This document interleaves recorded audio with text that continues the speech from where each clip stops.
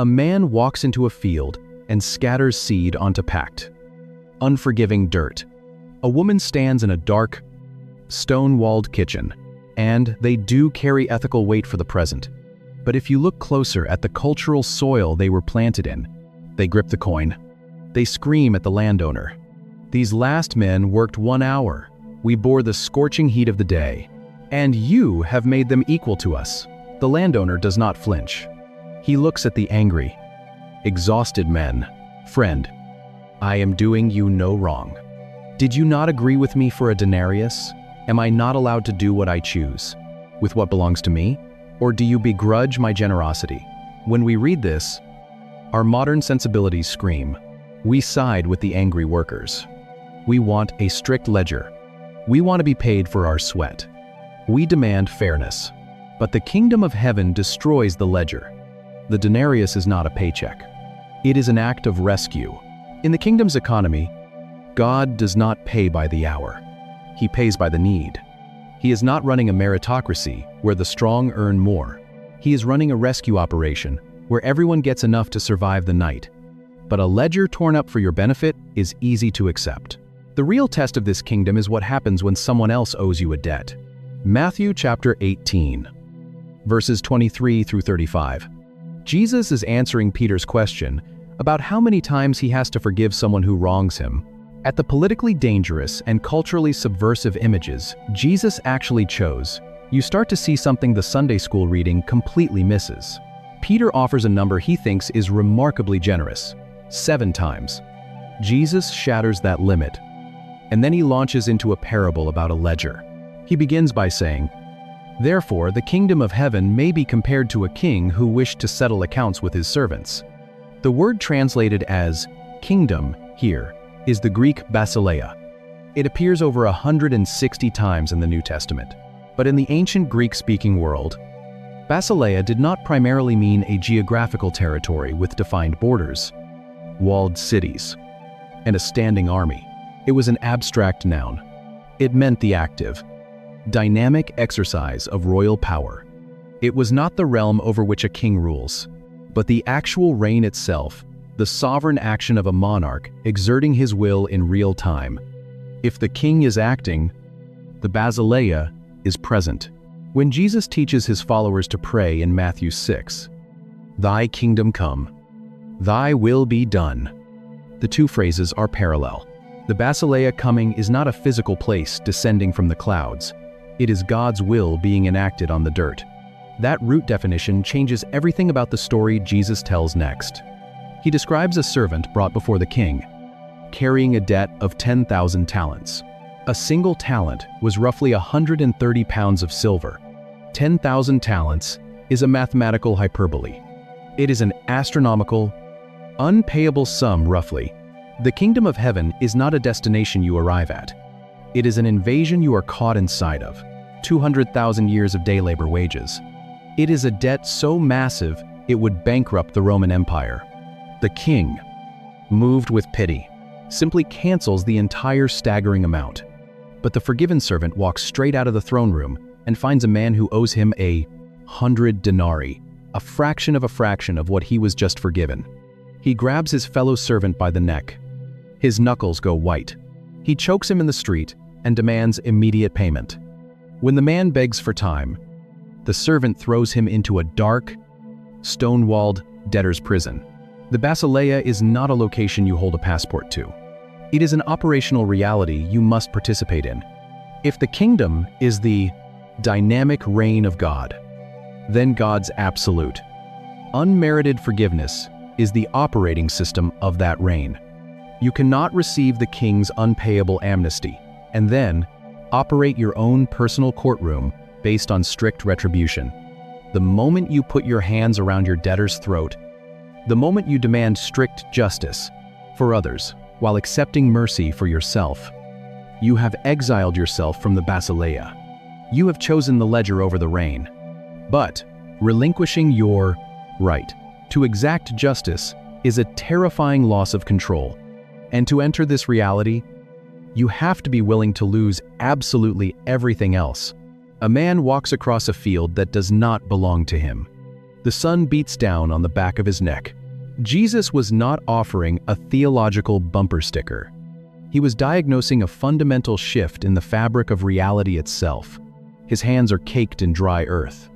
He swings a heavy iron mattock into the soil, over and over, working another man's dirt for a daily wage. Then, the iron strikes something hollow. It is not a rock. It is wood. He drops to his knees. He digs furiously with his bare hands. He uncovers a chest, pulls back the heavy, rotting lid, and stares at a fortune that eclipses everything he has ever known. He is terrified. He is ecstatic. He covers it back up. He walks away. He sells his clothes, his tools, his meager furniture, his entire life. And he buys that dirt. Matthew chapter 13, verse 44. Jesus is delivering rapid-fire parables to his disciples. The kingdom of heaven is like treasure hidden in a field. The word translated as hidden here is the Greek krypto. It is the root for our English words cryptic or crypt. It appears over 18 times in the New Testament. But in the ancient Greek world, krypto did not just mean misplaced. It did not mean lost by accident. It meant deliberately concealed. It meant something intentionally covered over to protect it from the profane, from the casual observer, from the proud. It is the exact word the Apostle Paul uses in Colossians chapter 2, when he writes that all the treasures of wisdom and knowledge are krypto in Christ. That root changes the entire texture of the story. We expect the things of God to be obvious. We want the kingdom displayed in the sky. He was standing in the middle of a first-century Palestine dominated by Roman steel, crippled by poverty, and paralyzed by religious anxiety, validated by earthly power, proven by undeniable, immediate victory. We want a treasure resting on a velvet pillow in a brightly lit room, but the kingdom is deliberately buried. It is hidden in the mundane. It is concealed in a bloody cross, in a carpenter from an obscure village, in the quiet, suffering endurance of the marginalized. You can walk right over it every single day. You can plow the soil right above it and never know what rests beneath your feet.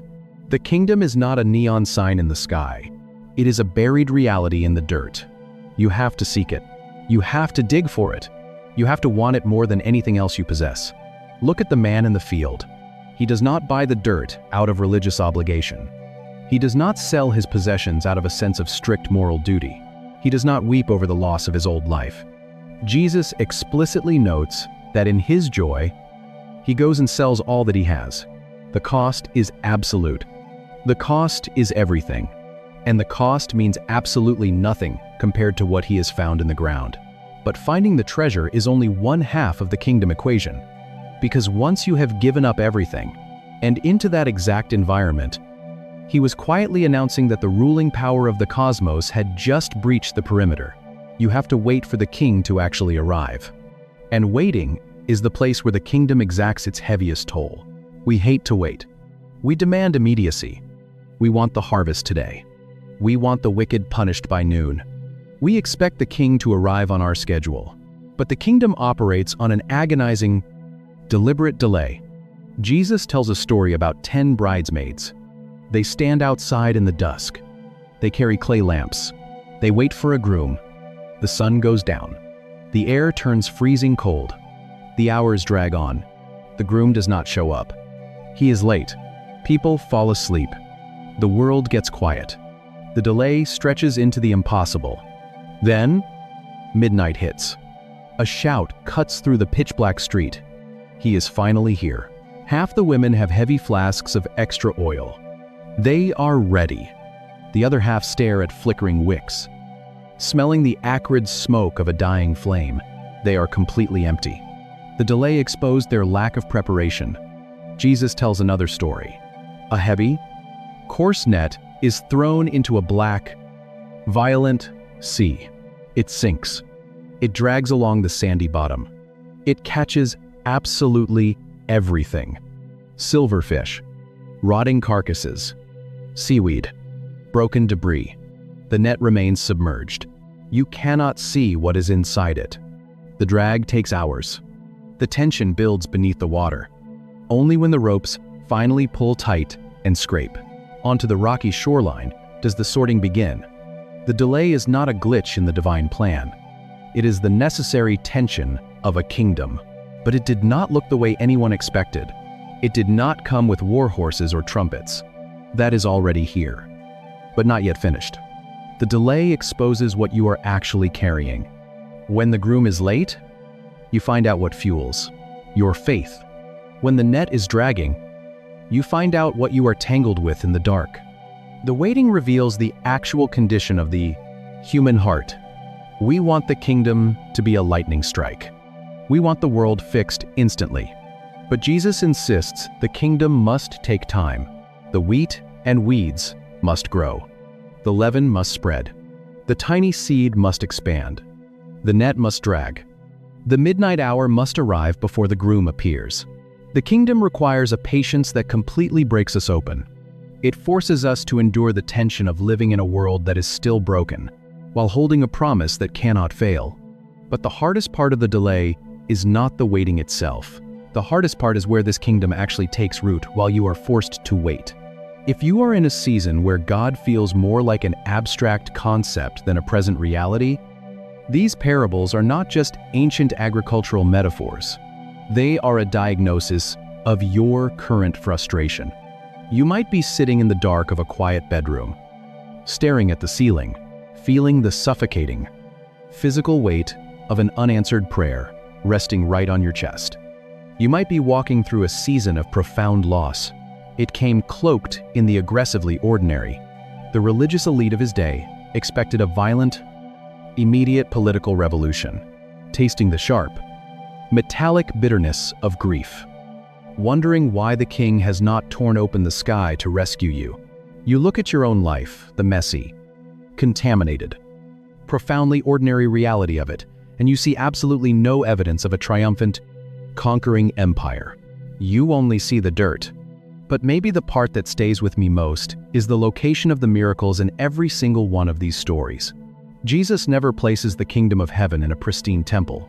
He never locates the reign of God in a marble palace, or on a blood-soaked battlefield, or in the sanitized halls of religious perfection. He buries it in the exact places we are desperately trying to escape. We spend so much of our time begging God to pull us out of the field. We want to be extracted from the pain, lifted away from the anxiety, removed from the contaminated soil of our circumstances, and placed somewhere safe. We treat the kingdom as if it is an evacuation plan from human suffering. The kingdom of heaven is not an escape hatch from your reality. It is the silent, relentless transformation of it. When you feel buried under the crushing weight of a delay, you are not being ignored. You are being planted. The dark earth pressing in against you from every side is not a tomb. It is a necessary incubator. They wanted the sky to tear open. They wanted a sword to strike down their oppressors. The silence of God is not the absence of his reign. It is the quiet, hidden space where the root system of your faith is being forced to drive deep, wrapping around the bedrock of who God actually is, rather than the comfortable caricature you wanted him to be. He is willing to let the toxic weeds of your circumstances grow right alongside the fragile wheat of your character, because he knows that forcefully uprooting the pain right now would destroy the exact resilience he is cultivating inside of you. He is willing to let you wait in the freezing midnight air with a flickering wick, because the agonizing delay is burning away every false allegiance you used to lean on. The field is your daily life. The dough is your own stubborn heart. The treasure is hidden right underneath the dirt of your most frustrating, ordinary afternoon. And all of these scattered images, the seed, the weeds, the leaven, the net, are about to form one massive final picture. Jesus sits in the rocking boat, pulling away from the shoreline. The crowds press against the water's edge, their faces burned by the afternoon sun, desperate for a conquering king. He looks back at the tired, occupied faces of his people, and he leaves them with the dirt. A tiny, insignificant seed falls into the dark earth, and a sprawling tree overtakes the garden. A woman hides rotting leaven in heavy dough, They wanted an empire to rival Caesar's, built on absolute power and immediate vindication. Instead, Jesus gave them agriculture, and the entire batch is permanently transformed. An enemy sows toxic darnel in the night, and the master preserves the field for the harvest. A landowner hires the overlooked at 5 in the evening, and the rigid economy of merit is completely shattered. A king cancels an unpayable debt of 10,000 talents, and the operating system of retribution is dismantled. A laborer strikes wood in a rented field, and he trades his entire existence for the buried treasure. 10 bridesmaids wait in the freezing midnight air, and the agonizing delay reveals who is actually ready. Same kingdom, same king. But here is the part I keep coming back to. The kingdom never arrives the way we demand it. We want it in the sky, loud and undeniable, fixing the world by noon.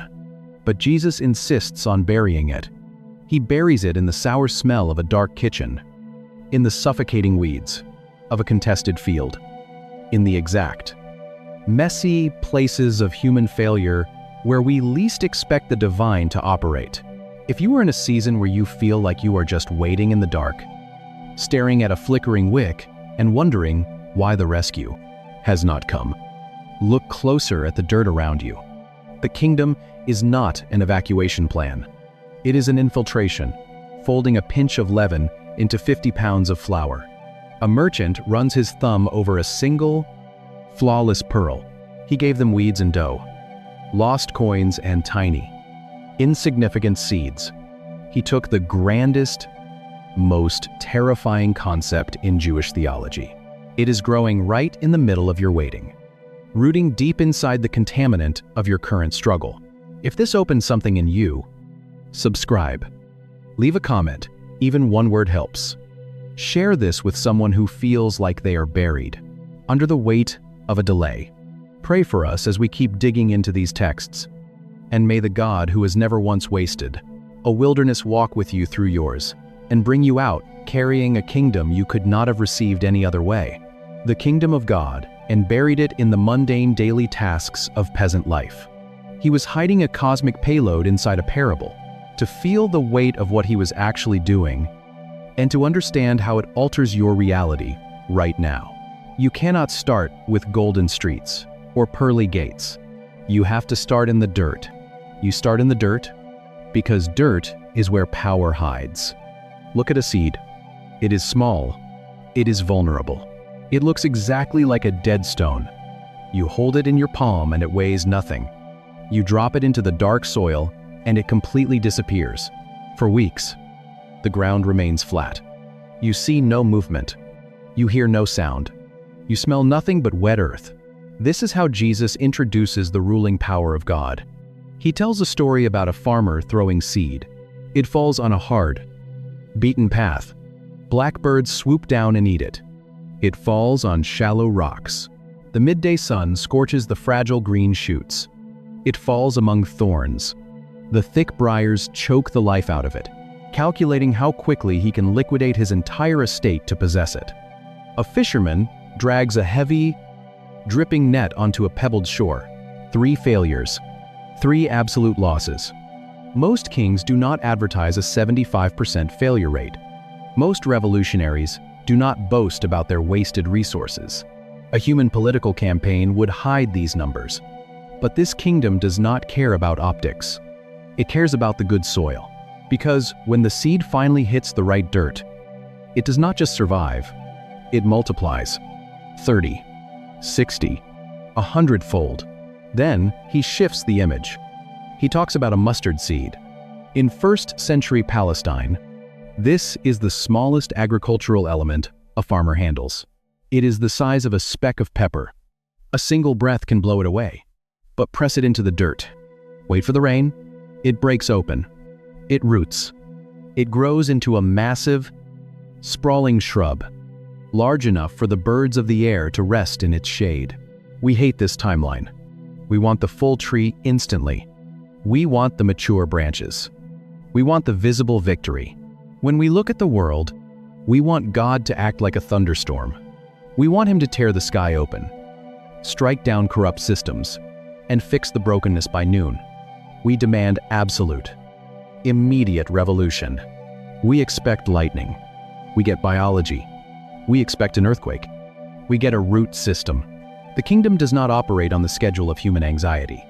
The kingdom is not an explosion. It is an infiltration, sitting down in the sand to separate the thrashing catch from the rotting refuse. Same introduction. Again and again, it starts microscopic. It works underground. It faces rejection, hostility, and failure. And yet, it possesses a resilient, unstoppable biology. Once it takes root, it cannot be unplanted. The seed will eventually take over the entire garden. But a garden is still outside. A garden is still visible to the naked eye. The image is about to get much more invasive. What happens when the kingdom decides to enter a space where you cannot even track its movement? A woman stands in the dim light of a first-century kitchen. The stone floor is cold under her bare feet. Her hands are coated in heavy white dust as she works over a massive wooden trough. She is preparing 3 measures of flour, roughly 50 pounds, enough to feed 100 people. And then, she takes a small, sour-smelling piece of fermented dough left over from last week's baking. She pushes it deep into the fresh flour, hiding it completely from sight. And she begins to knead. Jesus tells this exact story in Matthew chapter 13, verse 33. It is a single sentence, easily glossed over. The kingdom of heaven is like leaven that a woman took and hid in 3 measures of flour, till it was all leavened. To a modern ear, this sounds like a pleasant, cozy domestic metaphor about baking bread. But to a first-century Jewish audience, Jesus sits in a rocking boat or stands on a dusty hillside, looking at crowds of exhausted, heavily taxed, occupied people. This image is absolutely shocking. The word translated as leaven here is the Greek zume. In the ancient world, zume was not the neat, powdered yeast you buy in a grocery store. It was a rotting piece of fermented dough that you kept alive from batch to batch. It was literally a culture of decay. Because of this, throughout Jewish history and biblical literature, zume almost always represents one thing: corruption. Every spring during the Feast of Passover, Jewish families sweep their houses clean to remove every single trace of zoom, remembering how they fled Egypt before the bread could rise. Later, the Apostle Paul will write to the Corinthians, telling them to purge the old zumi of malice and evil. Jesus himself will warn his disciples in a different setting. Beware the zoom of the Pharisees. It is the universally understood biblical symbol for sin, for rot, for an infectious impurity that spreads until it ruins everything it touches. And yet, Jesus stands on a hillside and says, that is what God's kingdom is like. That root association changes everything. He takes the ultimate symbol of contamination and flips it upside down. The religious leaders of his day believed holiness was achieved through strict separation. You stay away from the sinners. You avoid the tax collectors. You build heavy theological walls. And he opens his mouth.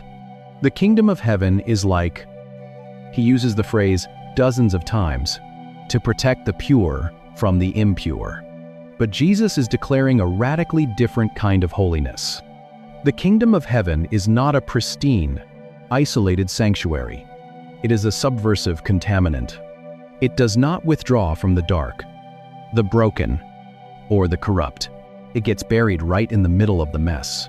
And once that subversive kingdom is worked into the dough of human history, it begins to spread invisibly, chemically altering the composition of everything around it until the entire batch is transformed. You cannot pick it back out. You cannot reverse the process. The flour has been forever changed. But infiltration works both ways. If the kingdom operates like a hidden agent taking over a massive field, what happens when an enemy uses the exact same strategy?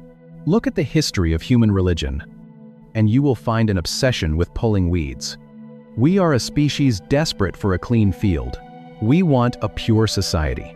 We want clear boundaries separating the righteous from the wicked. When we see evil growing alongside the good, our immediate, visceral instinct is eradication. We want to violently uproot the bad people before the sun goes down. Jesus knows this about us. And in the parable of the wheat and the tares, he directly confronts our addiction to purity culture. It is the absolute center of his message. Most people assume these stories are just simple moral allegories. He describes a field where an enemy has come in the dead of night and sown weeds, specifically zizania or darnel. This is a brilliant, insidious agricultural attack. In its early stages of growth, darnel looks exactly like wheat.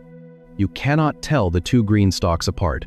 Worse, beneath the soil, the roots of the darnel wrap entirely around the roots of the wheat, knotting together in the dark earth. By the time the toxic black seeds appear and you realize it is a weed, it is too late. If you pull the darnel, you destroy the wheat. The servants in the story panic. They ask the master for permission to start pulling. We are always those servants. We are always asking God for permission to start pulling. We want to purify the church. We want to purge the community. We want to separate the holy from the profane immediately, using our own flawed, human judgment to decide who belongs and who gets discarded. If something about this tension is stirring up questions you've never considered, you're exactly who this channel is for. Drop a thought in the comments and hit subscribe. Because every week, we go deeper into the text than you knew was possible. So the Master issues a staggering command. Let both grow together until the harvest. He refuses to let human hands do the sorting. We treat them as fables for children, or as behavioral blueprints for how to be a decent person. He knows that our vision is compromised. He knows that in our violent zeal to destroy the weeds, we will inevitably crush the fragile wheat. He chooses to endure a contaminated field rather than risk losing a single stalk of good grain.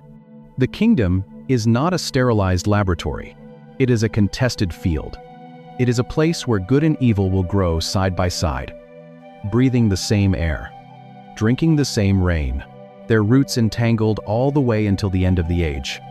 The delay of judgment is not a sign of God's absence or apathy.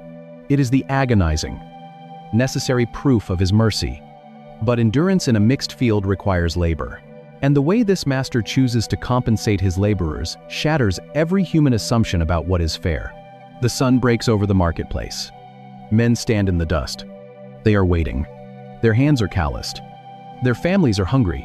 In the ancient world, if a day laborer does not work, his children do not eat. 6 a.m. A landowner arrives. He needs men to harvest his grapes. He negotiates the standard daily wage. 1 denarius, a fair deal, a silver coin to survive another day. The men march into the vineyard. Or worse, we read them as geographical descriptions of a glowing, ethereal city. We get to enter only after our hearts stop beating. 9 a.m. The landowner returns to the market. More men are standing idle. He sends them into the vines. Oniki p.m. The midday sun beats down on the stone streets. He hires more. Uch p.m. It is at. The shadows begin to lengthen. He hires more. Besh p.m. Exactly 1 hour of daylight remains. The market is mostly empty. Only the leftovers are still standing there. The men nobody else wanted to hire. The old, the weak, the overlooked. The landowner walks up to them. He asks why they are idle. Because no one has hired us, they say. He sends them into the vines. The sun sets. The work stops. The pay line forms. The landowner gives a strange command. Pay the last workers first. The 5 p.m. crew steps up. They worked a single hour in the cool evening breeze. They expect a copper fraction. Instead, the foreman drops a heavy silver coin into their hands. A full denarius. A whole day's wage. Enough to buy bread for tomorrow. The 6 a.m. crew watches this happen. Their minds race. They do the math. If 1 hour of easy labor equals 1 silver coin, 12 hours of back-breaking harvest must mean a small fortune. They step forward. Their backs ache. Their skin is scorched from the heat. They hold out their calloused hands. The foreman drops 1 silver coin into their palms. A single denarius. The heat of anger flares.